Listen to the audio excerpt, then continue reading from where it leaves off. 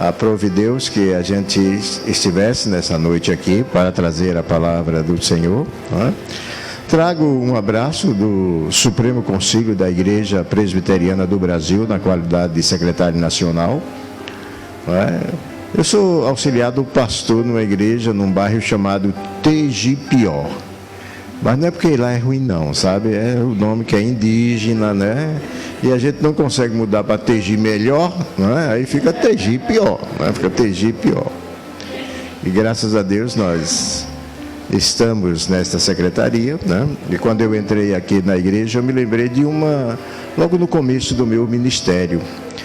Eu fui pastor numa igreja que tinha esse tamanho aqui. A diferença aqui é que vocês estão bem melhor do que a igreja lá, sabe? Porque a nossa igreja lá era 6 madeiras enfiadas no chão, coberta de brasilite, não tinha parede, e quando chovia tinha que botar um plástico, quando fazia sol era um calor celestial, né? Não era infernal não, porque a igreja não podia ser inferno, né? Era um calor celestial, tá entendendo? E a gente passou lá uns 4 anos de ministério e graças a Deus, Deus ajudou os irmãos a construir um templo que está lá hoje para 350 pessoas, né? Certo? Então, às vezes a gente olha assim e diz, olha, nós somos tão pequenininhos, né? Mas Deus dá um potencial enorme para desenvolver o trabalho, para crescer o trabalho, né? Eu louvo a Deus pela vida de vocês aqui, nesse bairro, né? E a igreja está aqui para transformar. Isso é muito importante, né? Vocês não estão aqui para no dia de domingo colocar uma roupa, a melhor roupa, né? E saírem de casa e vir para cá, para que todo mundo veja, né? Ela está batendo foto aí, é porque nós temos muitos sites, muitas redes de informações na secretaria. Quando eu cheguei aqui, estava mexendo, já estava tentando localizar a igreja no Google, essas coisas, para começar a divulgar que eu estou aqui agora para fazer o trabalho do Senhor, não é? E divulgar a igreja. Com certeza amanhã tem uma reportagem sobre a minha passada por aqui, lá no nosso site, idosonews.com. Mas eu não vou falar de idoso para vocês hoje, né? Nós escolhemos uma temática desde o começo, né? Para o domingo à noite. Não sabia não que ia ter ceia, né? A ceia foi algo de hoje, né? Que o presbítero falou, tá? Mas eu quero refletir com vocês o porquê que vocês estão aqui hoje, certo? Por que vocês estão aqui hoje? E para isso eu vou usar um versículo só. Está lá no capítulo 4 de João, e o versículo é 28. Olha só. João, capítulo 4, versos 28. A versão que eu vou ler diz assim, olha. Deixou, pois, a mulher o seu cântaro e foi à cidade. Só isso. Deixou, pois, a mulher o seu cântaro e foi à cidade.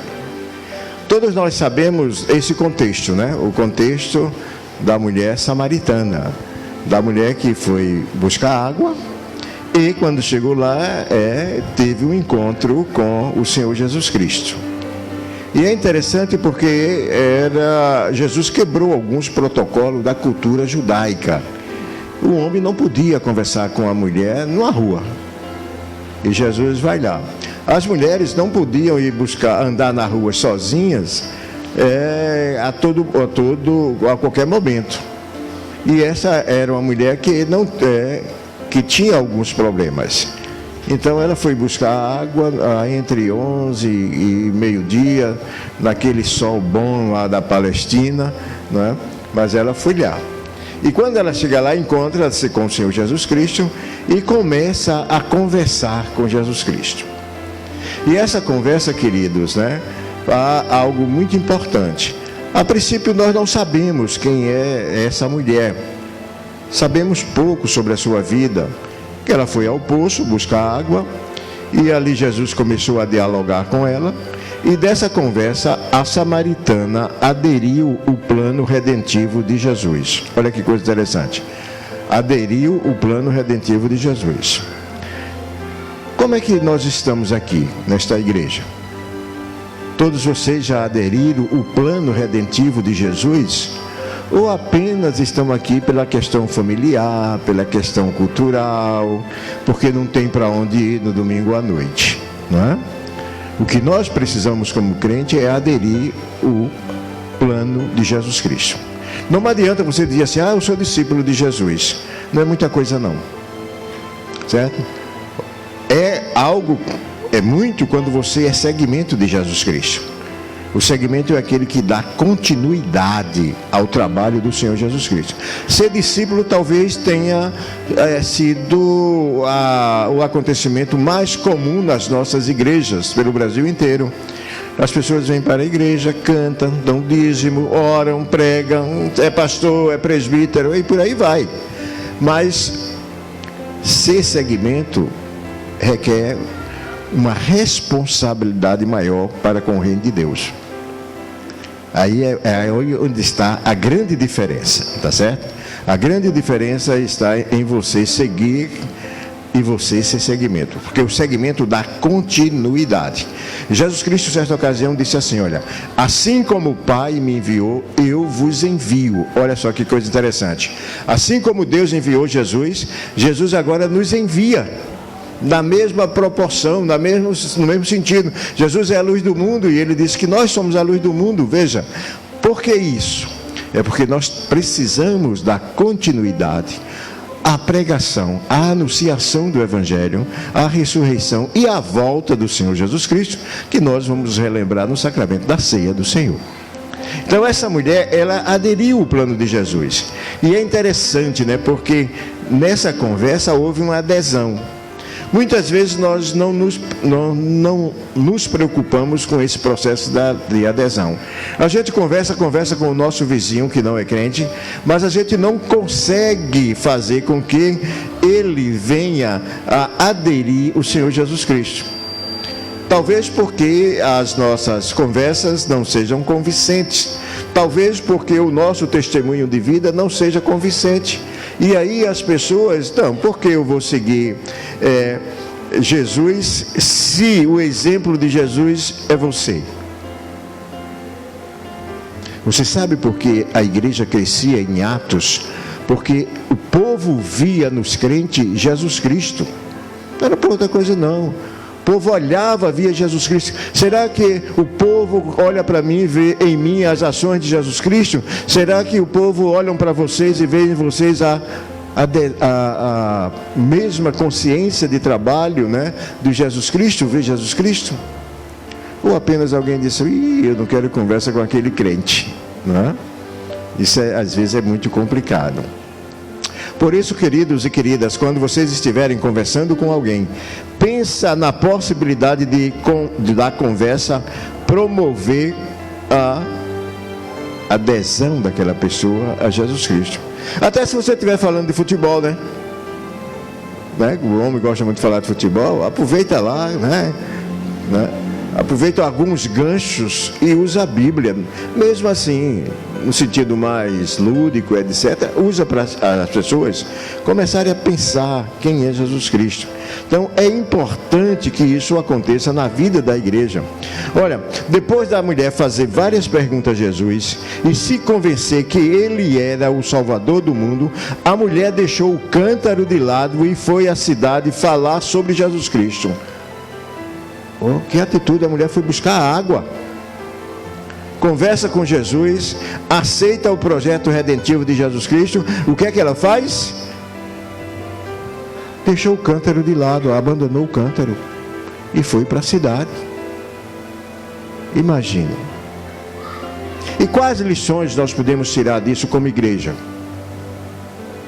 Quais lições a gente pode aprender com o gesto dessa samaritana? A primeira lição que eu quero deixar para vocês é o seguinte, olha, que deixar o cântaro significa pensar na felicidade dos outros. Deixar o cântaro significa pensar na felicidade dos outros. Se aquela mulher fosse egoísta, ela poderia ter pensado assim, olha, que bom, eu encontrei Jesus, já estou salva, então, toco para frente, eu vou agora procurar uma igreja para ficar nela lá. e só receber a mensagem que é ministrada na igreja. Mas essa mulher, ela não era egoísta. Ela entendeu que Jesus é maravilhoso demais para ser somente dela. Então ela quis levar esse Jesus, o pão da vida, para os outros. Ela agora estava feliz, naquele momento ela estava feliz. Por isso que ela saiu, deixou o cântaro e foi à cidade. A mulher samaritana é uma mulher sofrida, né? Nós lemos alguma coisa sobre ela. Se fosse hoje a gente dizia assim, ela é uma mulher mal amada, não é isso? Ela havia trocado de marido como quem troca de roupa. Mas ela fazia isso, sabe por quê, queridos? Porque ela buscava a verdadeira felicidade.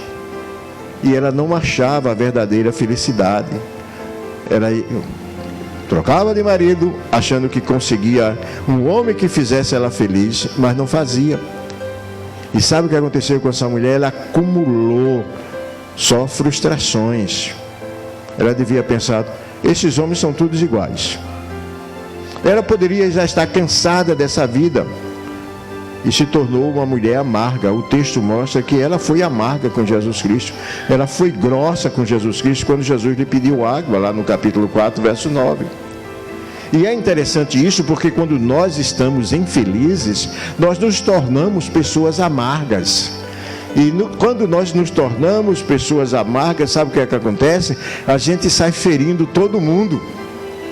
É um negócio sério isso, certo? Agimos com grosseria, agredimos as pessoas que estão ao nosso redor. Mas olha que coisa interessante, quando ela se encontrou com Jesus, né? Sabe o que aconteceu com ela?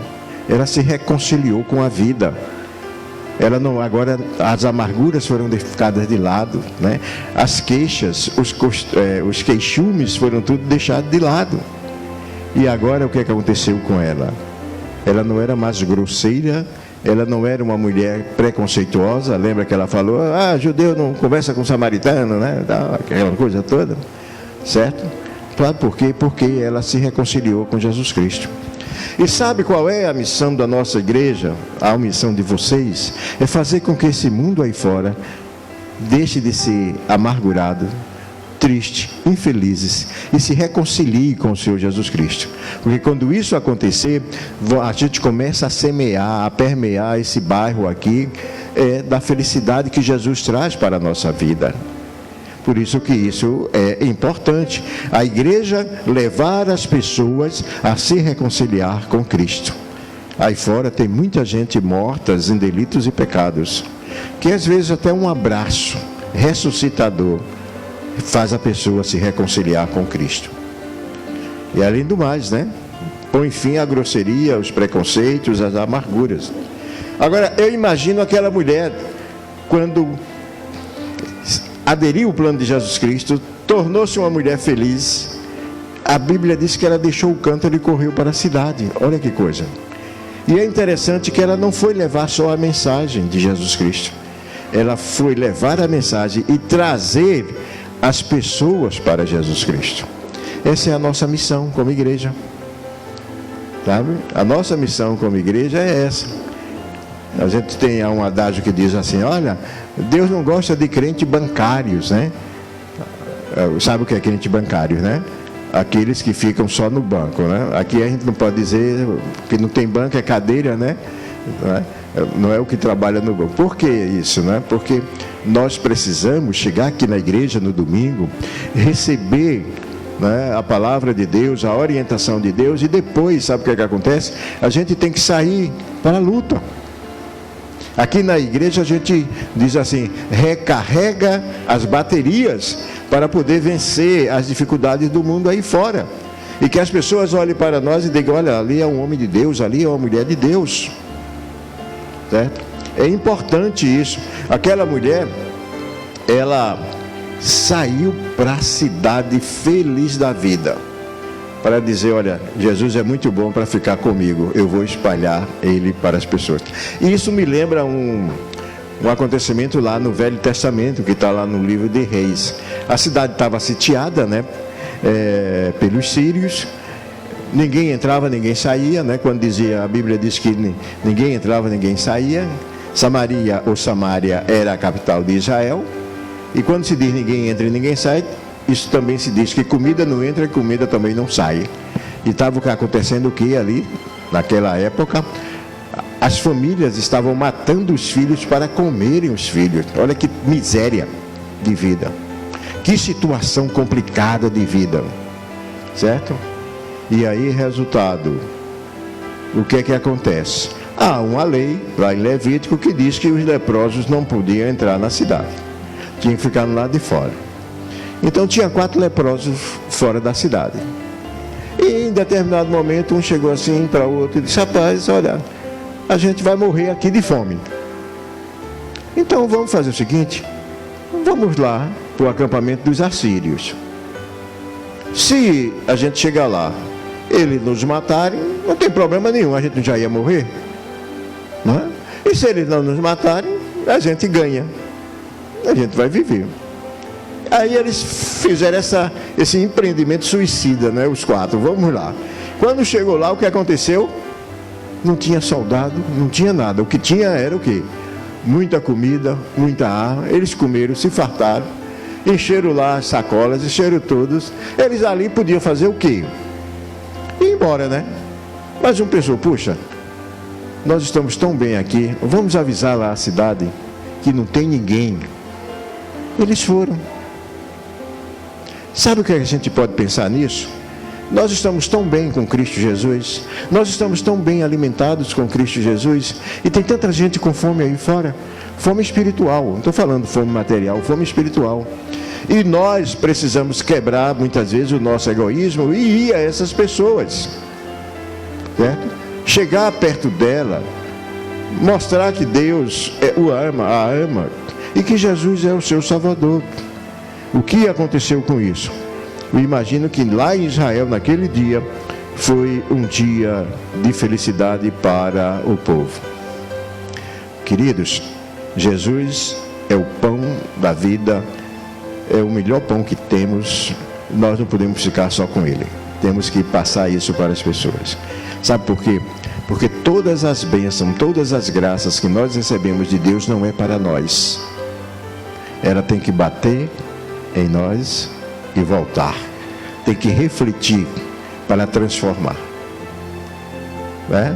Nós precisamos entender isso, que nós não estamos aqui simplesmente sentados à beira do caminho ou numa cadeira esperando a morte chegar. Não, nós não estamos aí. Nós estamos aqui para trabalhar para o reino de Deus até o dia da volta de Jesus Cristo. Assim como Jesus é o pão que nos nutre, que mata a nossa fome, eu preciso levar esse pão para as pessoas também, para que eles sejam saciados em Cristo Jesus. E aí, trazer as pessoas para a igreja. A mulher, quando deixou o cântaro, isso significa que ela pensou na felicidade dos outros. Vocês estão pensando na felicidade dos moradores desse bairro aqui? Como é o nome do bairro? Holanda? Farlândia. Depois vocês me botam aí para mim, tá? O que é que acontece? Vocês estão pensando na felicidade desse pessoal? É para refletir. Porque vocês não estão aqui simplesmente como um ponto de junção no domingo à noite, como se fosse alguma reunião social. Não. Vocês estão aqui para ser reforçado pela palavra de Deus e para ir para a luta quando sair daqui, tá certo? A segunda coisa que deixar o cântaro de lado significa é vencer os obstáculos da evangelização. Parece que nós paramos no tempo com relação à evangelização. Quando eu era jovem, lá em Recife, né, na mocidade, a gente saía à noite. Eu sei que a violência aumentou, mas a gente saía para fazer trabalhos, visitar isso, aquilo, outro, né? Visitava colégio, então, para evangelizar. Mas parece que hoje as atividades são tão grandes que faltou tempo. Falta tempo para nós. Mas por que aquela mulher colocou o cântaro no lugar e saiu para a cidade? Ela correu para a cidade. Porque ficaria difícil ela carregar o cântaro, né? Eu não sei qual a dimensão do cântaro. Eu sei que precisava de água na casa. E não era uma latinha de Nescafé, né? Era algo grande. E ela pensou, se eu for carregar isso nas costas, vai o quê? Demorar. Então ela deixa o cântaro de lado, né? E corre para a cidade. Por quê? O cântaro era um obstáculo para a evangelização. O que eu quero dizer é que muitas vezes nós temos vários cântaros na nossa vida. São obstáculos para evangelizar. E que a gente precisa deixar esse cântaro de lado e fazer a obra do Senhor. Certo? Porque ficamos presos aos cântaros e aí não levamos Jesus para as pessoas. Não é? Então, o que acontece na nossa vida? Eu não sei qual é o seu cântaro, eu não sei. O que é que está impedindo você de evangelizar? Eu não sei. Eu também não sei se a igreja aqui evangeliza, tá, presbítero? Não sei se a igreja também evangeliza. Eu estou mostrando numa amplitude. Eu fui pastor numa igreja que tinha uma senhora idosa. Ela evangelizava entregando folhetos. Por ano, ela distribuía 500 mil folhetos. Uma mulher idosa. Vocês falam, 500 mil é muito número, não é isso? A nossa igreja era na Avenida Conde da Boa Vista, em Recife. Uma avenida que trafega muita gente, transita também muita gente. Parece a 25 de março lá em São Paulo. De gente nas calçadas, ela ficava na porta da igreja, ó, fazendo isso, né? Entregando o folheto. Era o método de evangelização dela. Eu sei que Deus dá a cada um método de trabalho de evangelização, e você precisa verificar o método que Deus está te dando e o cântaro que está impedindo de você colocar o método em prática. Às vezes é a timidez, né? Às vezes as pessoas têm vergonha do evangelho. Sabia? Você sabia que tem crente que tem vergonha do evangelho? Aí você pode dizer, mas é crente mesmo? É crente, mas tem vergonha do evangelho. Trabalha numa empresa, ninguém nem sabe que a pessoa é crente, né? Quando descobre, né? Você é crente? Eu nem sabia que você era crente. O vizinho, você é crente? Sabia não. Certo? Isso significa vergonha do evangelho. Outros dizem, eu não falo do evangelho porque eu não sei falar, eu vou gaguejar. Lembra de Moisés? Moisés transformou o Monte Sinai em lugar de oração, e ali ele ficava dias e dias. Se você tem dificuldade disso, transforma o teu quarto no Monte Sinai e busca em Deus condições para falar do evangelho, enquanto pode, tá? Enquanto pode. No domingo à tarde, eu estava na Praça do Palácio, lá na Escócia, né? E vamos fazer um trabalho na praça? Bora. Eu fui, lá vai um presbítero levando um caixão de madeira, sabe? Um pedaço, um tablado. Eu perguntei, presbítero, o senhor está levando esse negócio aí para quê? Ele disse, é porque o senhor vai falar, mas não pode falar pisando no chão da Inglaterra, da Escócia. O senhor tem que estar em cima de uma madeira. Em cima da madeira o senhor pode xingar até a rainha. E a polícia não chega. Mas se o senhor pisar no chão e pregar o evangelho, o senhor é preso. Escócia. Um tempo atrás eu encontrei o pastor da igreja em Manaus. Aí ele disse, pastor, naquela época o senhor ainda conseguiu pregar em cima de um tablado. Hoje não se prega mais na rua, é proibido. Então, enquanto a gente puder fazer isso, gente, vamos começar a fazer isso, né? No trabalho, na escola, na rua. Tem gente que acha, profetagem já está absoluta. Não. Veja como as empresas usam isso, dando panfleto, distribuindo. Por que elas usam isso? Porque é uma linha de marketing. Entendendo? E essa senhora, um dia ela me encontrou, ela completou 80 anos, aí ela pediu para eu falar no aniversário dela, na igreja eu fui. Aí eu perguntei, Lourdes, você, como é que está? Ela está com 84 anos agora. Lourdes, você, como é que está distribuindo folheto? Ela disse, pastor, não está como naquela época que o senhor era pastor aqui, mas esse ano que passou eu distribuí 200 mil folhetos, tá? E ela comprava, com o dinheiro dela eu ia buscar os folhetos que ela não podia carregar, né? Eu ia com ela. Quem não gostava era o secretário da igreja, porque tinha que carimbar os folhetos, né? Imagina, né? Mas ela assim, ela disse, olha pastor, um dia eu estava pensando, ela disse para mim, olha pastor, eu estava pensando em deixar esse trabalho, mas eu estou na rua ali entregando, uma pessoa vem assim por trás, me abraça e faz, nunca deixe de fazer esse trabalho, é muito importante. Alguém simplesmente disse para ela, e ela continuou e continua fazendo o trabalho, tá bom? Então, queridos, lembra disso, né? Olha, o mesmo aconteceu com Pedro, com Paulo, né? Quando os juízes viram a intrepidez de Pedro e Paulo, eles sabiam que eles estiveram com Jesus Cristo. Paulo depois, do caminho de Damasco, né? Então, gente, olha, o segredo da coragem é estar com Jesus Cristo. O segredo da coragem é estar com Jesus. Então, ore especificamente pedindo a Deus para que Deus lhe oriente a você tirar o cântaro da timidez.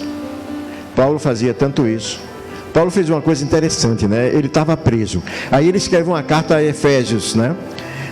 Se eu tivesse preso, eu acho que eu diria assim, igreja, ora aí a Deus para eu ficar livre, para eu ficar liberto, né? Paulo não fez isso. Ele não pediu que a igreja orasse para ele ficar livre. Ele pediu que a igreja orasse para que ele pudesse pregar mais o evangelho, ser mais ousado no evangelho. Ele estava preso porque pregava o evangelho.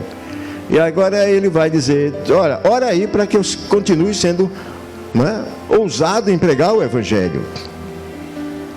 Paulo deixou de lado o cântaro da sua liberdade pessoal para anunciar Jesus aos homens. Qual é o teu cântaro? Falta de tempo? É uma crise na agenda? Eu quero te dizer uma coisa, não há item mais importante em nossa agenda do que falar de Jesus Cristo. Não há item mais importante. Não há assunto mais importante do que esse. A salvação dos pecadores, que é tarefa urgente. Nós não podemos omitir a felicidade da salvação aos homens. Então peça a Deus que reestruture o seu programa de dia a dia para que você possa falar de Cristo a alguém. Abandone o seu cântaro, né, e a sua agenda superlotada.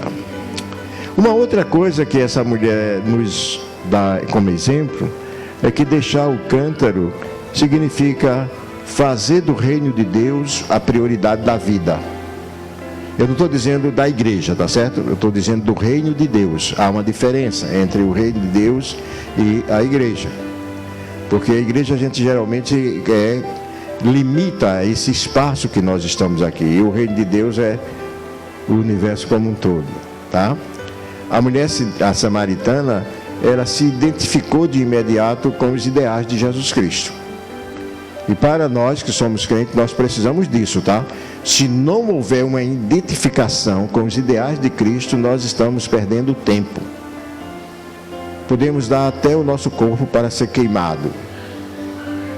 Mas, né, se você não tiver o ideal de Cristo em você, não adianta nada.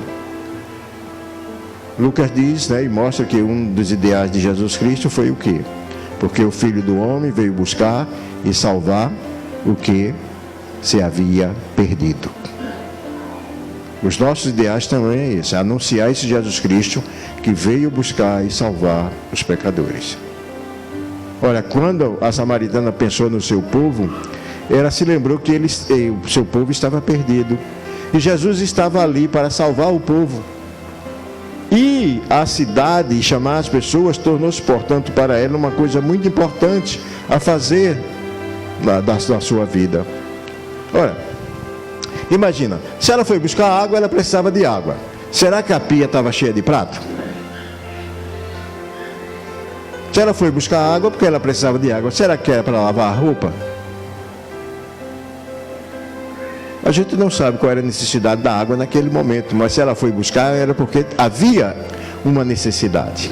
Mas ela olhou para o seu povo e viu que a salvação do seu povo era mais importante do que lavar prato, do que lavar roupa, lavar a casa e etc, etc. E sabe por que isso aconteceu? Porque ela amava o seu povo. O que nós estamos precisando como igreja é amar as almas perdidas.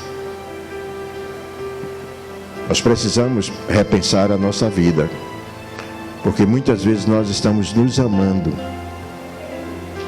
E olha, mandamento, ama o próximo como a ti mesmo. Funciona não. Jesus acabou com esse ama o próximo, não é? Como a ti mesmo.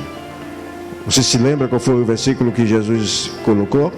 Um novo mandamento vos dou, que ameis uns aos outros, assim como eu, Jesus, vos amei.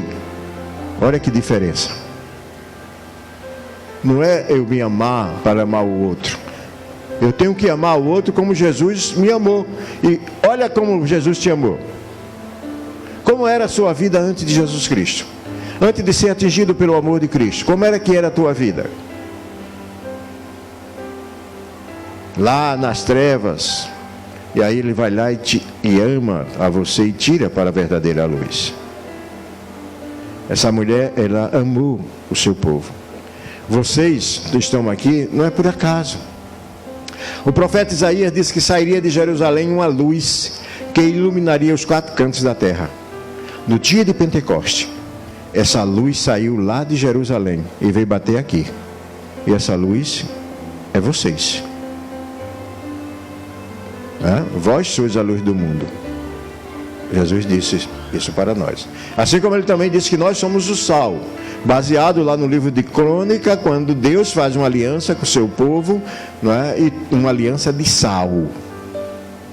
E nós estamos aqui como igreja para saborizar a vida dos homens, saborizar essa vida com Cristo Jesus, que ele é esse sal da aliança lá de Crônicas.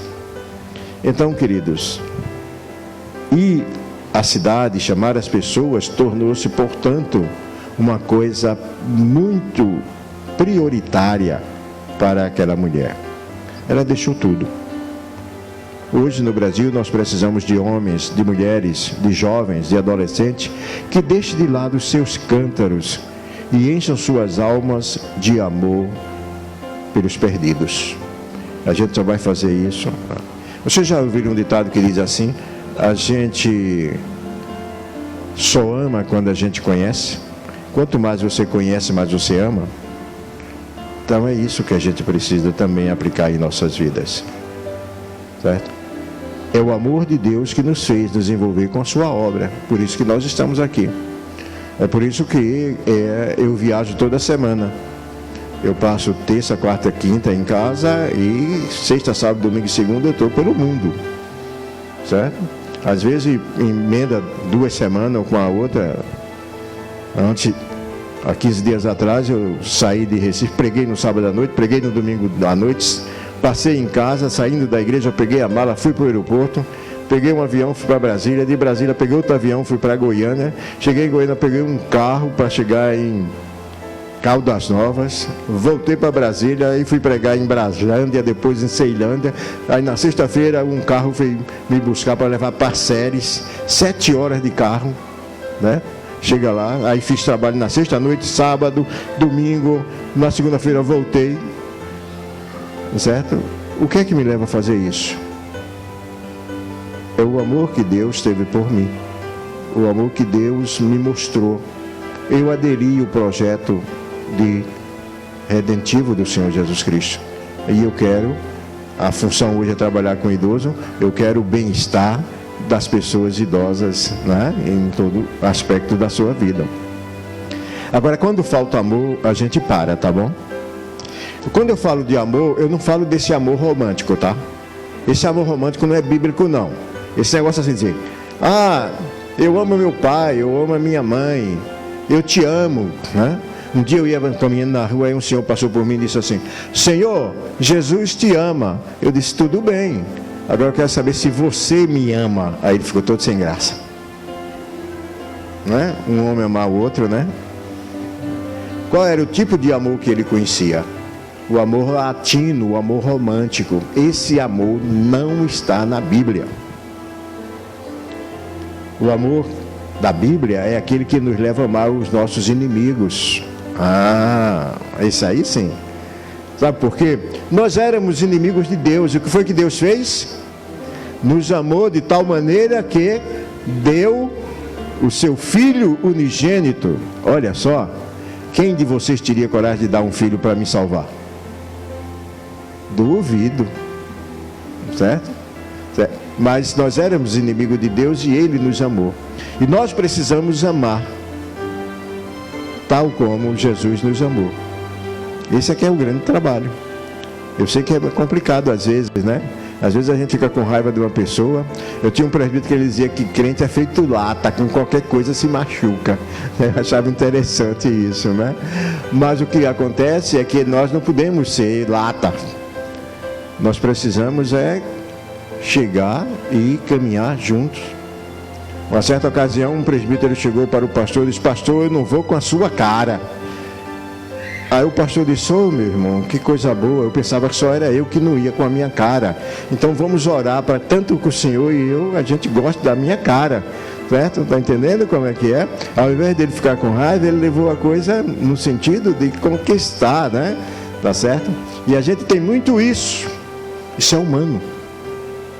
Mas a gente precisa sair dessa humanidade que nos afasta um do outro, porque nós somos corpo de Cristo. Certo? E quando alguma coisa acontece no seu corpo, você corre para corrigir o defeito, não é isso? Está com febre, corre como remédio para corrigir. Levou um corte, corre para corrigir. A mesma coisa nós precisamos fazer. Certo? Nós precisamos acabar, eu falei ontem lá em instância, né? Que a gente precisa acabar com a síndrome de Caim. Não é? Quem estava lá ouviu isso. A síndrome de Caim. Qual é a síndrome de Caim? O que é que eu tenho a ver com meu irmão? Nós temos que cuidar um dos outros. Se eu ver alguém, né, caindo pela janela para o mundo, eu tenho que chegar perto e não dizer, ou dar um empurrão nele, né, para ele cair, feito eu, ticular, né? A gente não pode fazer isso, tá certo? Nós precisamos amar uns aos outros. E não é o amor de chegar e estar abraçado, beijinho, eu te amo, não é isso não. É quando você vê alguém com necessidade de alguma coisa, você chegar junto, você se doar para essa pessoa. Isso aqui é importante. Vou concluir dizendo o seguinte: Billy Graham conta uma história num dos livros dele, que ele disse que tinha um jovem na igreja que só aparecia na igreja nas conferências. Nas festas, ele era firme nas festas do Senhor, não é nas promessas não, sabe? Firme nas festas do Senhor, ele estava lá. Aí Billy Graham foi conversar com ele, né? Por que você não vem para a igreja, só vem nesses momentos? Ele disse: eu não tenho tempo. Eu estudo, eu trabalho, é o trânsito, é isso, 1000 desculpas para não vir para a igreja. Depois, esse jovem conheceu uma jovem e ficou perdidamente apaixonado. Aí o que aconteceu? Ele ia para a casa da jovem, mesmo que chovesse canivete, não é isso? Quando a gente está namorando, né? Começa namoro, está chovendo canivete, a gente compra um guarda-chuva de aço para o canivete não furar, né? E a gente vai lá. Esse jovem fez isso. Aí um líder da igreja chegou para Billy Graham e perguntou: olha, aquele jovem, né? Ele só vive agora com a namorada, tem tempo para ela, ele não tinha tempo para a igreja e agora tem tempo para a namorada. Como é que isso pode acontecer? Aí Billy Graham respondeu, disse: sabe o que é isso? É o amor. É o amor. O amor, sim. Ele ama tanto essa jovem que ele quer estar junto com ela, ele quer estar participando, quer compartilhar com ela. O que nós precisamos é desse amor para com a igreja. Esse é o grande desafio, né? Você amar a igreja, certo? Apaixonadamente, está junto com a igreja. Eu estou falando de igreja, não estou falando não, estou falando vocês, que vocês é a igreja, corpo de Cristo. A gente tem que amar essa igreja a tal ponto de que mesmo que chova canivete, a gente esteja junto um do outro. Esse é o grande desafio. Quando a gente abandona o cântaro, né? A gente deve correr para a cidade e falar de Jesus aos pecadores, tá? Então é interessante que isso aconteça. Veja, no simbolismo de deixar o cântaro, eu deixo porque priorizo o reino de Deus.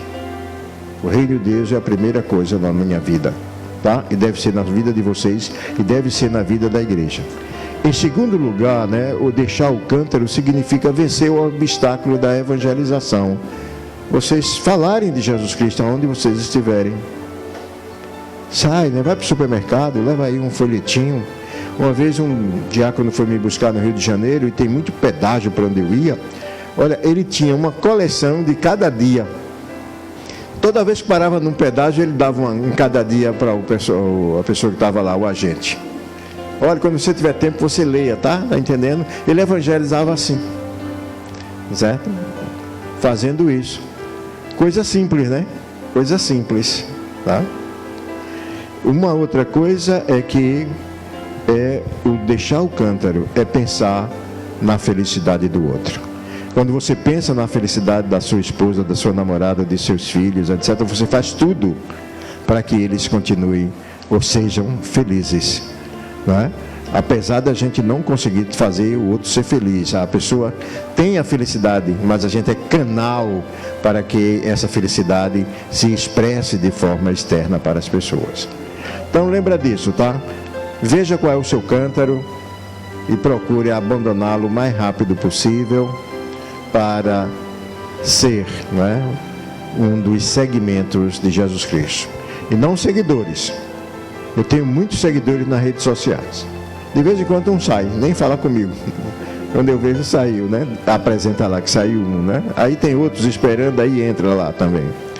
Mas se eu pedir aos meus seguidores que coloquem R$1 na minha conta, provavelmente ninguém vai fazer isso.